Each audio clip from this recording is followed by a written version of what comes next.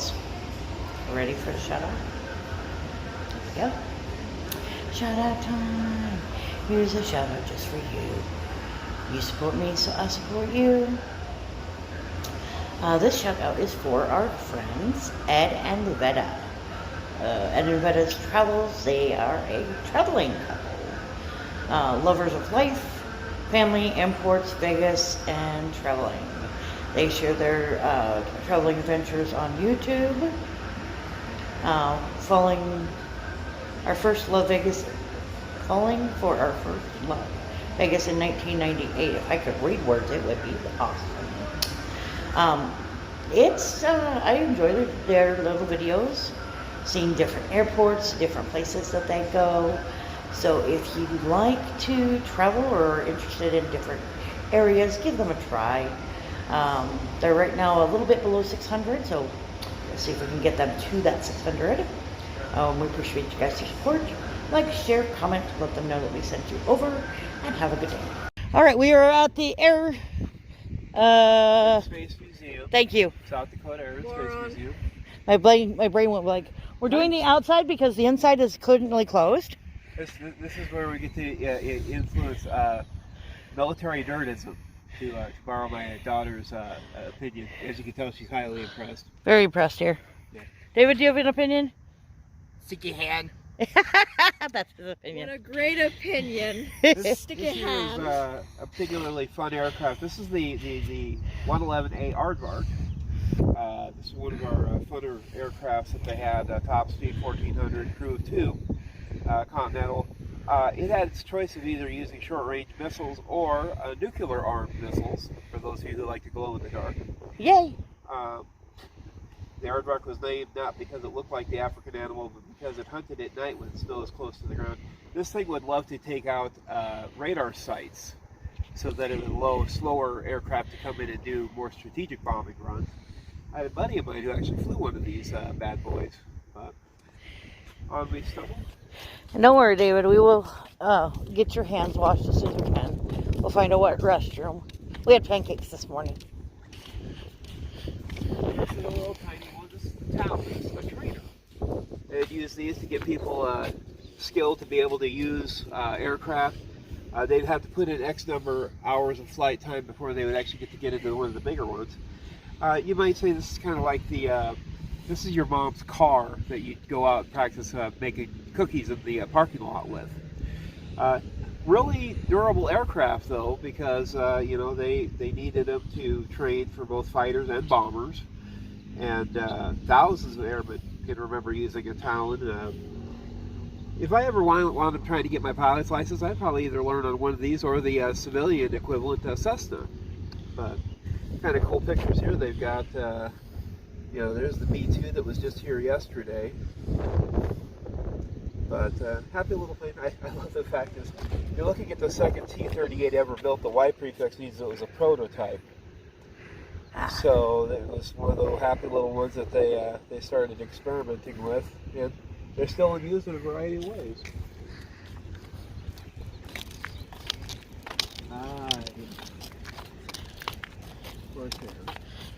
Okay, it looks like he's got a big old grin. He does. Angel, look. Eyes, nose, big old grin. Now, for those of you who remember the movie The Final Countdown, this is one of the aircrafts that came off the Nimitz repeatedly. Hey, we've done that on Just Dance, haven't we? Now, like I said, small compared to a B-1, which was that big bad boy over there, past the missile. The Corsair 2 had a lot in common with the big machine. It could stay up for a long time without refueling, carried lots of bombs, and dropped them with great accuracy. 12,928 combat missions in Vietnam, only 4 were ever lost. So that's a pretty good record. That's a pretty good record.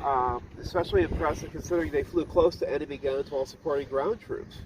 It says he and his buddies were badly pinned down and in danger of being overrun somewhere in the jungles of South Vietnam. A couple of A-7s showed up to save the day.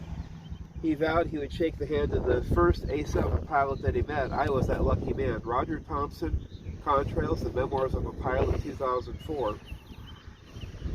But happy little plane, Colonel Grover Rathburn. He was born here in western South Dakota and began flying in high school. Flew for 65 years, 27 years in the Air National Guard in Minnesota and Pennsylvania, flying F-102s and A-7s, including this very plane. Fun. Rathburn had a lasting impact on South Dakota aviation. Hey, it does look like it has a grin. I'm just saying. This one's not important enough to have a little spilly thing on it. Are there two of them? There are two of them. Oh. I guess that makes more sense. I just noticed that. Why are there two of them? Oh, sure, since you're not looking at websites. Again?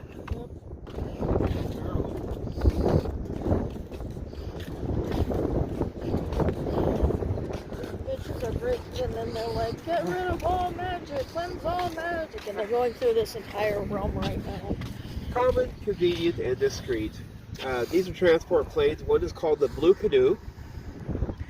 And this one It's over not here, blue. Exactly. And this one over here is the U-8 Seminole. They're a minor transport plane, like these two are a common sight on Air Force, Army airfields, transporting all sorts of passengers and light cargo. Pilots found them as an inexpensive way to keep up their skills. Again, something if you needed training hours, you hop in the pilot's seat of one of these. Say you had a civilian, a contractor or somebody that needed to go from, well... So you can't take more than what, maybe 4 people in that thing? Yeah, total of 4. Say you had to go from Ellsworth down to Grand Forks up in North Dakota, or down to Offutt down in Nebraska. You'd hop in one of these things, you get down there in maybe an hour. They were useful. Or, say you had a payload that needed to go a certain distance and you didn't want to haul out one of the big commercial outfits with so many thousand pounds worth of ordnance. You had something small you wanted to deliver. These were your mail carriers, mini mail trucks. Although it's kind of funny because this one here, the so-called Blue Canoe, this one apparently came out of Maryland from their National Guard Corps. Sit down, Zoom. You take your phone out, buddy, if you want to watch something, as long as you can watch and walk. Learn how to fucking talk. I can't. It's a local South Dakota Air National Guard. Woo! And the wind is a bit chilly today. I'm glad I at least got my jacket, but I also wish I wore my pajama pants. There's blowing outside of my window, so I thought we were fine. Oh, well, like I said, the blanket's big enough. We can cover your legs once we get to the air show. This is also fun because a lot of the other comics and everything, they're all just having a blast and everything. Like Guardians of the Galaxy, they go fucking zooming around. They're like best friends. Doctor Strange over here is trying to fucking save magic. He kind of has to. Yeah, but it's every single fucking day. Unlike in the movies where something big happens every few years. Poor Doctor Strange is over here okay, I've woken up. What the fuck's gonna attack me today? BAM! And then he has to fight for the whole fucking day, and he's just like, can I stop, please? This isn't what I wanted. I just wanted to fix my fucking hands. Just say, where are you going, babes? So we're doing a loop-de-loop. How does that so shiny? What the fuck? It's called Micah. Micah is shiny. I know a big-ass kid named Micah in 6th grade. All right, Mr. Bud. This one is a Goofy. Hello, Goofy. It has a twin tail for the simple fact that it's O2. Good job. Push-pull engine. Propeller in the front that pulls the aircraft forward, and a rear propeller that pushes it. This is a Skymaster. Again, this is one of those happened ones in Vietnam that it was almost like a bunny rabbit. It would pop up, go over to another little camp, pop up, go over another little camp. They were useful for transport. This one here, called a forward air controller, kept track of friendly forces, marking any positions of smoke rockets, identifying targets for fast-flying jets. basically he was a little guy that was kind of underrated, but still highly useful. You know, that's also another one of the aircraft they probably get a lot of hours practicing and training in. Somebody sharing their music. Deaf mute. Also, apparently in the comic book, as well as magic being fucking, destroyed and everything, people are fucking killing themselves. What else is new? I'm just kidding. I'm sorry. A very dark way to respond to that. What? It is a daily occurrence. Yeah. But it's happening way more than it should. How often should it happen? The way you said it's a scheduled event. This many people should kill themselves today. More often than it does. How about that? That's better. We're both dark, okay? Just saying, your should comment made it sound like they scheduled. All right, this many people have to die today. Shut up. I woke up like 30 minutes ago. Leave And me what's your alone. excuse? I have no brain cell right now. Got it. You stole it. The C-131D Samaritan. This one was highly useful for transporting. If I remember right, I think one of these actually had a rough landing down on, I'm trying to remember the name of the base, up in the Arctic archipelagos when they were resupplying some of the so-called weather bases. It came in low, and well, needless to say, it's still up there because, well, nobody's going to be able to pull it out of the ice. That's a big one. But they were useful. You know, they would be transported. Yeah, I goods, can see supplies that. I everywhere. can see a lot of things being used for this one. Yeah. I mean, look at the inside of one of these things. It looks like almost like a small mall. Well, that's where they have everything everywhere instead of. You could also use it as a flying hospital for 30 stretchers at one time, 44 seats for passengers.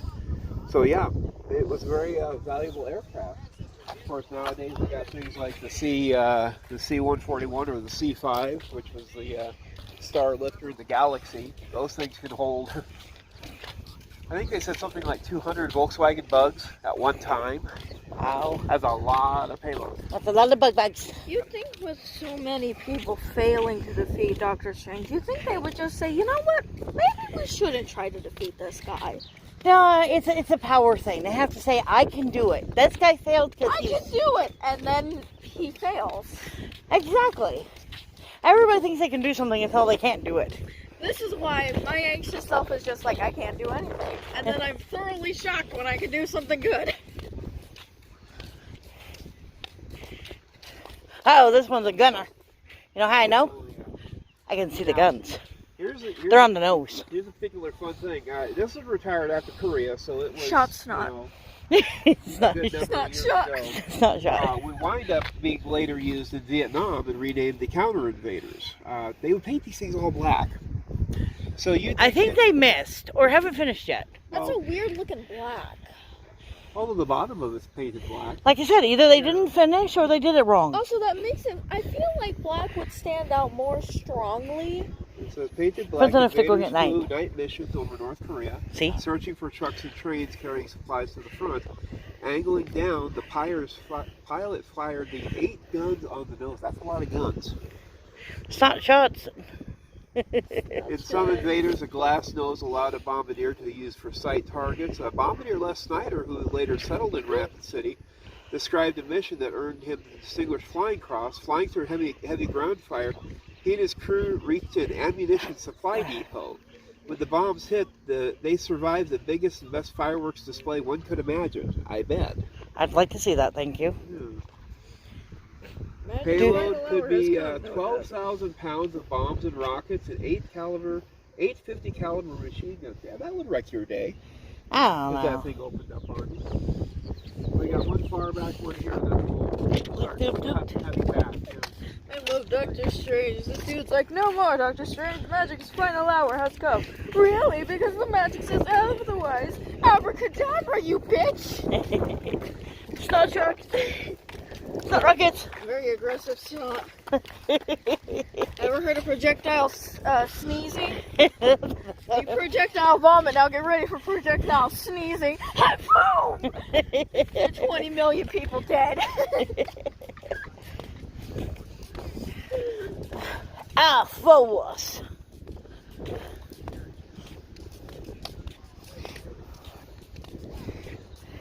He has turned into some kind of thing.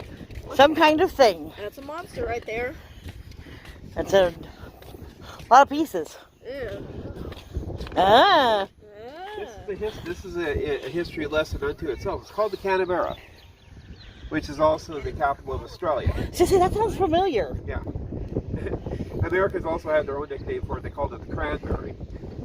During the Cold War, this pretended to be the enemy. The bomb bay held electronics that made it appear on radar like a Soviet bomber trying to sneak into U.S. airspace. And so electronic warfare officers in the backseat jammed signals to drop chaff to disguise its position. On training missions in the Air Force National Guard, radar operators and interceptor pilots practiced locating it. So it was kind of like training to give our guys an enemy to counter. Kind of a neat little aviation trick there.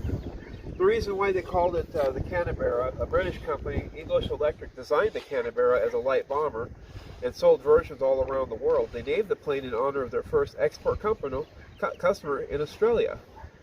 In America, the B-57s were built under Glenn L. Martin Company, Lockheed Martin probably, and Americans had their own nickname. Yep, Cranberry. Good name Cranberry needs to be more red. Yes. I am disappointed in people who name I think things. they ran into the cranberry because it splattered on the nose of the plane. A lot of things splatter besides cranberries. In fact, I don't even think cranberries splatter. But I don't know enough about cranberries to say that with confidence. Oh, we just lost all our support from the cranberry fields. Mom. Did we have support from the cranberry fields to begin with? I don't know. We might have. We don't know now because guess what? They all unsubscribed. Oh no! Please don't push the unsubscribe button. If you push the subscribe button, the subscribe button means you get to see more of our craziness. I'm sobbing. They defeated almost every single drop of magic except for this one fucking escape artist. How's an escape artist magic? She uses. Oh wait, we did that one, didn't we? She uses like actual magic, like optical. Oh, so she's a cheater. Yeah. Not a real escapist. Oh yeah. She Got cheats. you. But yeah, apparently her name is Mistress Miraculous. This one's got a hat. Look, Angel, he's got a hat. I can't see shit. Come over this way. He's got a shark fin. He got a shark fin. Looks like a boomerang. It does. All else fails, you climb aboard, you grab that, you fucking yeet that son of a bitch. All right, tell us about train. This is the Sky Train. It doesn't look like a train. That's a nifty ass train right there. You see that train? You want to ride the train? It doesn't look like any of the trains we saw yesterday. Here's your fun fact. This thing would carry 6,000 pounds of payload. Cargo, stuff like food, coal. Oh, water, so that's supplies. why you called it a train. They could put stuff in its butt. So During all World War cargo II. planes are trains. Apparently. During World War II, this one was flying over the Himalayas to supply American and Chinese fighters against the Japanese. For 3 years, daily flights across the world's highest mountain range were the only way to deliver fuel and ammunition to our forces. Lighter than other transport planes, they could fly fairly high, but they couldn't clear the tallest peaks, so their crews threaded through the maze of rocky, snow-covered passes. The operations commander said, after the hump, we knew we could fly anything, anywhere, anytime.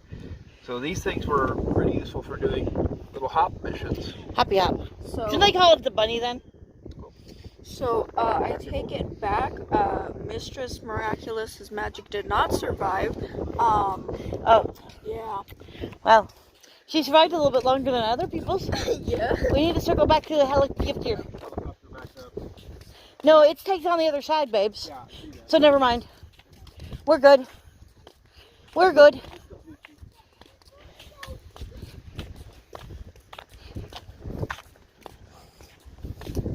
I should have taken pictures, but I did not. I totally spaced that too. Otherwise, I would have been like, "Hey, you want me to take pictures for you?" Okay. I meant to. I even put it in my pocket. Here's your grandfather plane. Hi, Grandpa. This is how they trained us to fly jets. back in the golden days of aeronautics. T-33 trainer, aka Shooting Star.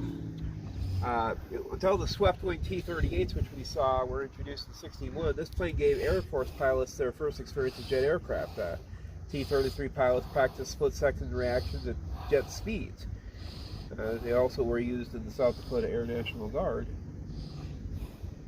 But happy little aircraft, top speed, 525 miles, two crew members, regional, no weapons. So it's strictly a trainer. It didn't have any other purpose but to give people. Oh, sounds like they're about getting ready. I was gonna say that sounded more like David's video. No, that was definitely a blowhorn. Oh, maybe it was. Maybe it was David's video. I was gonna say, where the fuck was the blowhorn? I ain't heard shit.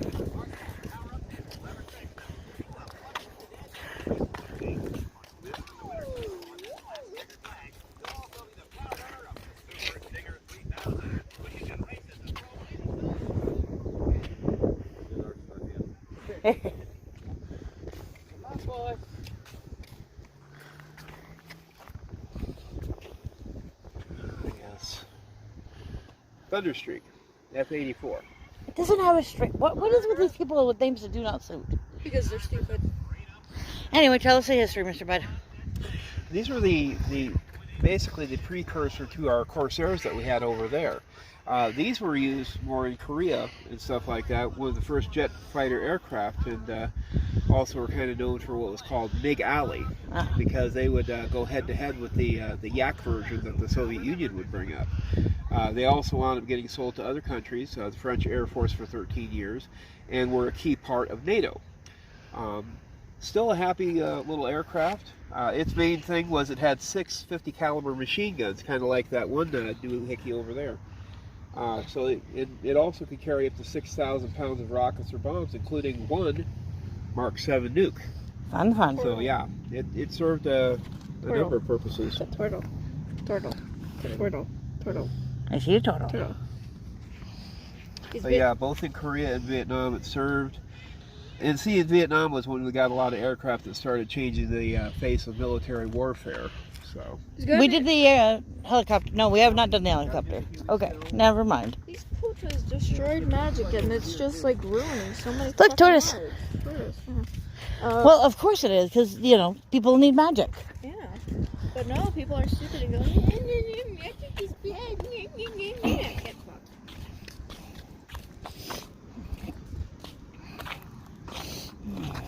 this is a happy little one, the Hueys, also nicknamed the Iroquois. But this was one of our more rugged aircraft. The big thing is that not only were they used in Vietnam a lot, but they also were a lot of rescue works. People taking a ditch in the ocean. Coast Guard would come along and pull people out. And in the summer of '72, floodwaters poured into Rapid City. Everybody's history, the flood. And Huey crews responded with all available helicopters, rescuing 14 people and transporting another 230 to safety. We need to put that on our calendar, because that is not on our June calendar. Right, As 8th of and yet. 9th of June. Which is funny because one day after the flood date is the Keystone Parade. Well, that just means that we can do the one, and then the Keystone Parade, and then the Galena Walk. It'll be a very busy 3 days. Another fun fact is that these were the crews that also, they would take these guys out to your missile sites so that they could do their monthly maintenance check. They'd take a crew of 4 out there, land on the landing pad at some of the sites, and then run the crews in. They'd run down, make sure everything checks out to the specs, and lift off again. It's a lot easier than having some guy haul a pickup 2.5 hours across the country when this thing could do it in 15 minutes. Right. Benefits. So we still got this big boy here. He says hi. He says hi. Thunder Chief. F-105B. Thud, yes. I bet you they made a thud. Well, these were the guys that, kind of like our other buddy over there, the 111.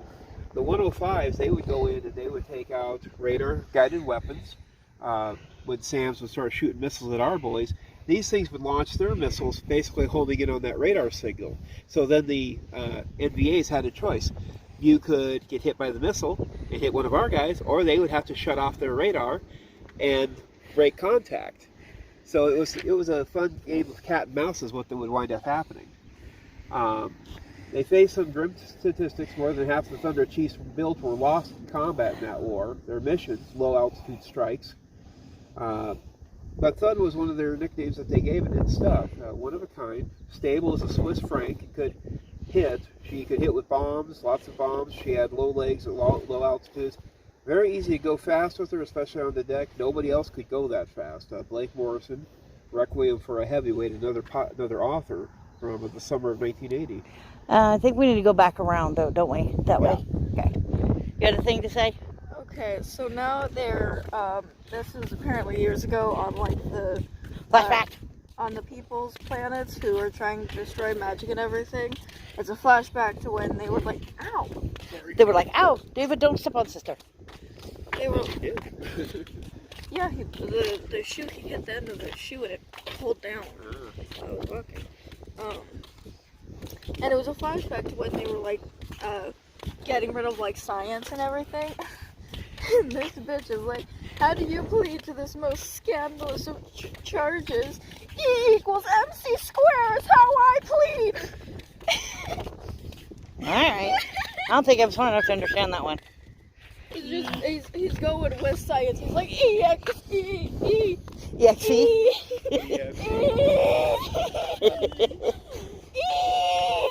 By the power of E, I plead.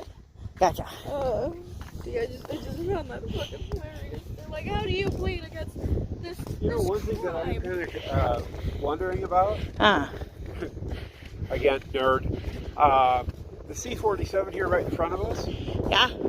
Okay, when the Berlin airlift had to go through, this was our answer to basically keeping the whole city afloat with supplies while the Soviets blocked all the highways leading to Berlin. They would load supplies, goods, food, and fly them into one of 3 airports there in West Berlin. And it really kind of pissed the Russians off because they were like, how could they bring in that much supply? We were idiots. We had the aircraft that could do it. Apparently in another realm, robots can fucking have kids. Well, Vision will be happy. Yep. I was just thinking about it because they're like, no, you'll never take my son, but there's some robot bitches. And I was like, how do you have a son without magic? It's a completely different realm. Rules don't apply. All right, tell us about. The Saber. I was gonna say gravity, but never mind. He's saying, oh. This is the Air Force's first jet fighter. Performs high performance acceleration, conserving G-forces that drain the blood from the pilot's head, causing them to lose vision and consciousness. To keep the blood closer to their brains, fighter pilots were to contract their muscles in their lower bodies. They also wore G-suits to squeeze the abdomen and legs, life support airmen suits, along with parachutes, helmets, oxygen, survival gear, all to keep the crew alive. This is basically the alpha of the jet fighter age. Again, served in Korea, fighting against Yaks and other early versions of jet aircraft. I thought this one was funny because they look, but again, it had 4 20-millimeter cannons, so you didn't need to use a missile if you're just going to pelt the enemy with lots of rounds. Do we have time to do the other ones before we have to head out, babes? It's already 9:30. Yeah, it doesn't start till 11. I know, but we have to find a place to park as well. True. I'm fine with doing it because I figure it's going to be about 10 by the time we get done. Well, let's go ahead and wrap here. We'll go there. Well, we can go back. I figure we can hit these last 2. Yeah. Well, these last ones up to the parking lot, and then we can do the other ones with the second half. Right. That'll work. Because that gives us a cutoff point Right. where we know where we left off. And we have to pass these ones anyway Right. to get back to the car, so. I'd also like to update that I have a little boy attached to me now. I figured as much. Yeah. Airplanes. Well, he's partially enjoying the airplanes and partially enjoying the comic. That works too. Ow! David, here. Here, let get David get ahead of you. Come on, please. Let David get ahead of you. Violent. He's not very good at watching where he's going. For those of you who remember your 70s, voodoo, you do. This is the voodoo. It's got a needle. And, It's like a great big mosquito. Should not have looked. I know I have a phobia of needles. I would have just called it the needle or like the mosquito. the pointy. The pointy point. now, your other brother over here, this is the F-102. He looks like a pen. Yeah. He's got that little tip. Angel, look at this one. It looks like a pen. That's a pen. Anyway, continue. These were interceptors defended to defend the nation's borders against aerial attack. Although they were designed for our Air Force, aerospace companies also supplied them to our allies. The Canadians, of course, borrowed a few of them for over 20 years. Long time to borrow an aircraft. I want to borrow something for 20 years. The Voodoo, Canadian pilots intercepted Soviet planes testing North American defenses. So it's like, hi guys, did you think you were going to come through here? I don't think so. 4 air-to-air missiles, or 2 missiles, and 2 Genie nuclear rockets. So yeah, if they wanted to wreck somebody's day, they could do it pretty easy. Check this picture out though. It actually shows a Canadian 101 Voodoo intercepting a Bear bomber from the Russians. Fun. Yeah. And of course, here's a crew. This is up at our DEW line. The DEW line was kind of an instrumental piece in making sure that the Russians stayed honest, because the DEW were these radar sites, and so we could see them trying to come across the North Pole. We have the DEW, the Mid-Canada, the Pine Tree. And that's why we also up here have Nike sites. Pretty much every major target that America had in the northern part of the United States was built with Nike sites around it. Chicago, New York, San Francisco, bases. Right. And so they would be designed to stop them. The only thing that trumped that was, well, eventually they developed ICBM technology, which means you can fire one missile and get hit with 6 different warheads. I will go over here to the pen. Then we will do those ones next time. So be prepared for part 2. Actually, technically, it'll be part 3. Delta dagger. Delta as into the shapes of the wing. Interceptors like the 102. I'm calling it the pen. The pen. Officially, Sue calls it the pen. I could make the bad joke about something depends, but we're not going to. Crews from 23 different Guard squadrons flew and maintained daggers from 1960 to 1977. In the Deuce, they could tap into the Air Force's ground-based computerized radar system to track possible Soviet intruders. Kind of like, oh, you guys know what this is? No. Shoot it down. Okay. It says onboard radar searched for the target, but it was up to the pilot to locate it, select the appropriate armament, walk onto it, and fly the plane to the release point. The pilot would also responsible for retaining the attack in spite of radar jamming, dispensing chaff, and switch to alternative modes as necessary. From Roger Pyle, quoted to Dario Leone, the aviationist, from 2014. Primarily Vietnam Cold War era. Here's one that's all painted up for the South Dakota Air National Guard. And here's one taking a peekaboo of a bomber. Is that the horn thing you were talking about? I don't know what that is, but that is not a horn thingy. It's a buzzy thingy. But no, I honestly thought David's video was a blowhorn, because it sounded like they were, saying that the fighters or the pilots were getting in position. But that must have been maybe a NASCAR video saying that the drivers were getting in position. Yeah. He's been playing that the whole time. Like I said, I just heard getting into position, so I thought. Oh, it's right here. All right, we read this big boy. Do we want to do the missile, or do we want to wait for the missile when we come back? Okay, that's fine. It's kind of what I thought, because that'd be a good place to start, because then we can go from the missile to around to the building and then into the building. We just can't do it on a Sunday. But that's Sue, this is Joe, that's Goose. That's David, our special guest. He's kind of waving at us like, We'll catch you guys on another trip, and have a good one.